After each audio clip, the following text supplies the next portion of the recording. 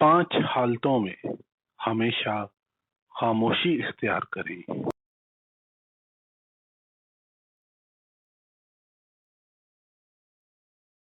جب آپ محسوس کریں کہ کوئی آپ کے الفاظ سے آپ کے احساس کو نہیں سمجھ سکتا تو اس وقت خاموش رہیں۔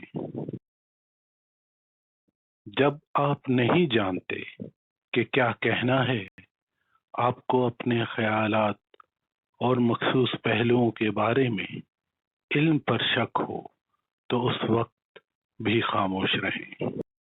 کوئی دوسرے شخص پر تنقید کر رہا ہو تو آپ کو اس قسم کی منفیت کا حصہ بننے کی ضرورت نہیں، اس وقت خاموش رہیں۔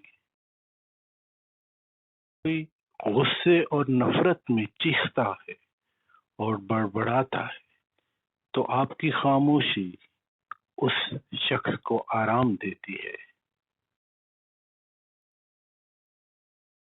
جب کوئی دوسرا شخص جذباتی طور پر اپنی زندگی کے کچھ واقعات شیئر کر رہا ہو تو خاموش رہنے کی کوشش کریں۔